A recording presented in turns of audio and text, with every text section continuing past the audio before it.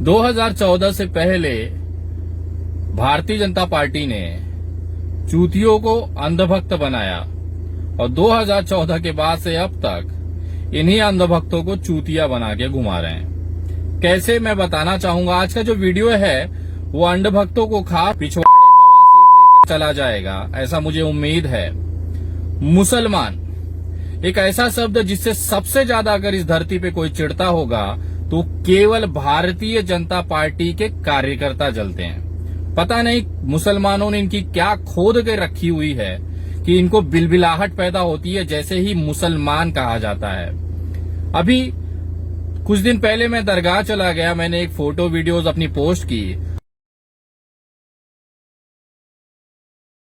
उसके बाद लगातार भारतीय जनता पार्टी के कार्यकर्ताओं के पिछवाड़े सवाल उठा और वो मुझे गालियां देने लगे, मुल्ले की औलाद, हलाला की पैदाइश, पता नहीं क्या क्या। मैं तो 890 उर्स पर सिर्फ जाकर माथा टेका और देश में शांति और एकता अखंडता बरकरार रहे सभी के लिए, उसमें अंधभक्त भी आते हैं, उनके लिए दुआएं की। उसके बावजूद इस तरह की गालियां मुझे मिली। मुझे समझ में नहीं आता, अगर मैं दरगाह चला गया और वहां पर जाके माथा टेका, चादर पेश की, तो मैं मुसलमान की औलाद हो गया। और वहीं पे इनके जो नेता हैं नरेंद्र दामोदर दास मोदी, वो चले जाते हैं दरगाह पर, माथा टेकेंगे, चादर भी चढ़ाएंगे, उसके बाद में वहां बैठ के कुरान भी पढ़ेंगे, लेकिन वो मुल्ले की औलाद नहीं होता, वो हिंदू रक्षक हो जाता है। ये जो दोगलापन है ना, ये गुफा में राई के तेल से हुई पैदाइश की वजह से ही होता है। जो लोग गुफाओं में जाके राई के तेल की मालिश करवा लेते हैं, उसी की औलादें जब निकलती हैं तो इन जैसे चूतियों के जैसे होती हैं। जो नरेंद्र मोदी हिंदू रक्षक हो जाता है मस्जिद के अंदर जाकर, और विनय दुबे मुसलमान की औलाद हो जाता है दरगाह पे चादर चढ़ाकर। तो मैं सबूत ले आया हूं, देखिए तुम्हारा बाप, जिस मुसलमानों को तुम दिन रात पानी पी पी के गालियां देते हो, नफरत करते हो, तुम्हारा बाप नरेंद्र दामोदर दास मोदी वहीं जाकर झुक जाता है, पैरों पे गिर जाता है, माथा टेकता है और कुरान भी पढ़ता है। जरा देखो तुम्हारे बाप की करतूत और मुझे बताओ ये मुल्ले की औलाद है या नहीं। हम आपको इंदौर लेकर चलना चाहेंगे। प्रधानमंत्री नरेंद्र मोदी वहां दाऊदी बोहरा समाज के प्रतिनिधियों से मुलाकात कर रहे हैं। तस्वीरें आप देख रहे हैं इंदौर की। सदा हाय बेटा मेरा ज़ब्ह प्यासा हुआ, आई मक़तल से ये। अब बताओ रे अंधभक्तों कि अगर विनय दुबे दरगाह जाकर चादर पेश कर आया तो वो मुसलमान की औलाद और हलाला की पैदाइश हो जाती है, तो क्या नरेंद्र मोदी भी मुसलमान की औलाद हैं या हलाला की पैदाइश हैं?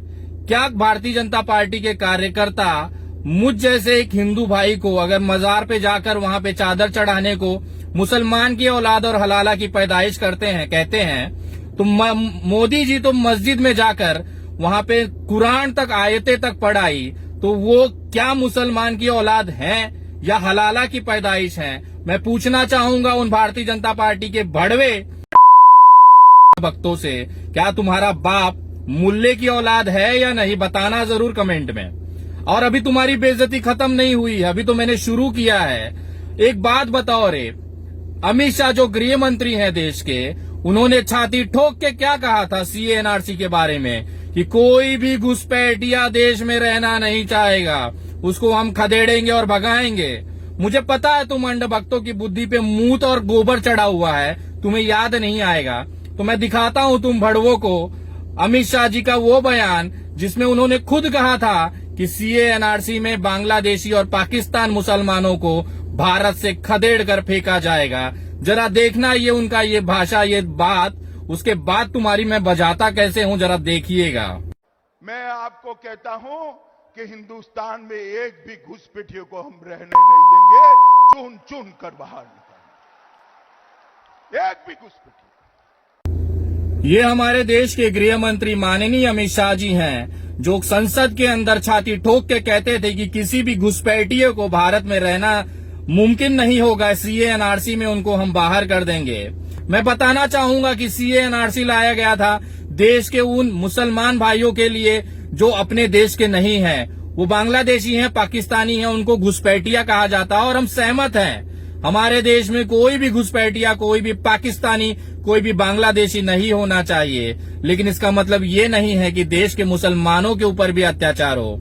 और वो पार्टी कह रही है जो खुद घुसपैठियों को जगह दे रही है। सोचिए, भारतीय जनता पार्टी एकमात्र भारत की ऐसी पार्टी है जहां पे कोई भी बांग्लादेशी आकर पदाधिकारी बन सकता है, भारतीय जनता पार्टी का जिला अध्यक्ष तक बन सकता है।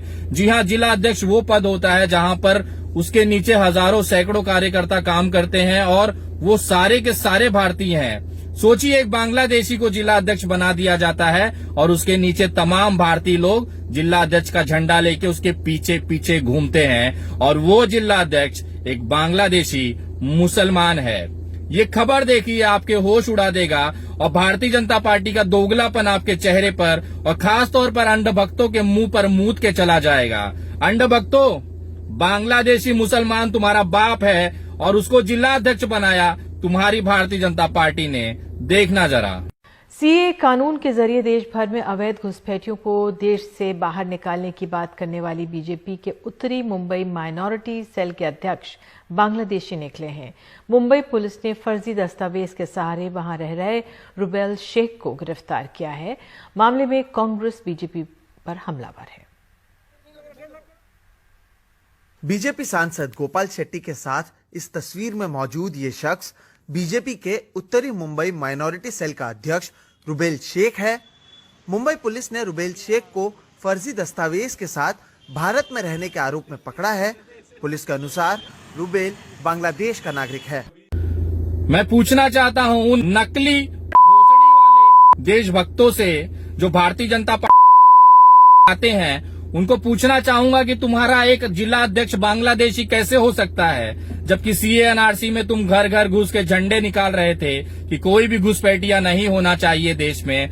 मैं विनय दुबे इस चीज का समर्थन करता हूं कि कोई भी घुसपैठिया इस देश में नहीं रहना चाहिए। मैं पूछना चाहता हूं उन गद्दार पार्टी के लोगों से कि तुम्हारी हिम्मत कैसे हुई इस भारत के अंदर एक बांग्लादेशी को अपना जिला अध्यक्ष बनाने के लिए। मैं निवेदन करूंगा महाराष्ट्र सरकार से, इनके तमाम पदाधिकारियों की जांच की जाए। ये साले भोसड़ी वाले अपने ही राजनीतिक फायदे के लिए नकली मुसलमान, दूसरे देशों के मुसलमानों को अपना पदाधिकारी बना के दिखाना चाहते हैं कि ये मुसलमान हितैषी हैं। बट वास्तविकता ये है कि इनके अंदर शायद ही कोई ऐसा कार्यकर्ता होगा जो मुसलमानों से नफरत न करता होगा। भले देश टूट जाए, बर्बाद हो जाए, तबाह हो जाए, लेकिन मुसलमानों से नफरत जारी रहेगी। इनके जो नफरती चिंटू हैं, दरवाजे दरवाजे वीडियो बना बना के गालियां देंगे और इनके जो नेता हैं वो अपनी बेटियां इन्हीं मुसलमानों के पास सौंप देते हैं, उनको दामाद बना लेते हैं, उनको जीजा बना लेते हैं। मैं बोलना चाहता हूं उन तमाम कट्टर हिंदू वाले कार्यकर्ताओं से, भारतीय जनता पार्टी वालों से, कि अगर तुम्हारे में दम है तो बोलो भारतीय जनता पार्टी को कि अपना जो संविधान है उसमें से सेकुलर शब्द हटा दे, उसमें केवल हिंदू शब्द ऐड कर ले। भारतीय जनता पार्टी की इतनी औकात नहीं है कि अपने पार्टी के संविधान में से सेकुलर शब्द हटा दे, केवल हिंदू रखे। काहे वो हिंदुओं को धोखा दे रही है। मैं पूछना चाहता हूं उन तमाम कार्यकर्ताओं से कि काहे तुम्हारे भारतीय जनता पार्टी के झंडे में हरा कलर है। तुम मानते हो हरा कलर मुसलमान का है, हिंदू का जो कलर है वो भगवा है, तो पहले अपने झंडे से आप मुसलमानों का जो कलर है हरा काहे नहीं निकाल रहे हो। मैं पूछना चाहता हूं भारतीय जनता पार्टी के उन तमाम कट्टर हिंदू भाइयों से, अगर तुम्हें मुसलमानों से इतनी ही नफरत है तो तुम्हारे पार्टी के अंदर अल्पसंख्यक विभाग क्यों है, मुसलमान कार्यकर्ता क्यों हैं? आखिर वो मुसलमान कार्यकर्ता बांग्लादेशी तो नहीं है जैसे तुम्हारा जिला अध्यक्ष था। इसकी जांच होनी चाहिए। और मैं बोलना चाहता हूं, पहले अपने घर साफ करो, उसके बाद अगर तुम सही में मुसलमानों से नफरत करते हो तो खुल के आओ, कोई दिक्कत नहीं है। ये देश तुम्हें सुधारेगा, क्योंकि ये देश में एक नियम है, वो संविधान से चलता है। सेक्युलर धर्म निरपेक्षता इस देश की आत्मा है और उसे कोई नहीं तोड़ सकता। इस देश के जितने भी मुसलमान भाई हैं, उनके साथ देश का हर वो हिंदू है जो भारत की एकता और अखंडता में विश्वास रखता है। और तुम भारतीय जनता पार्टी वाले जिस चीज का सपना देख रहे हो वो इस जन्म में तुम्हारे लिए नामुमकिन है।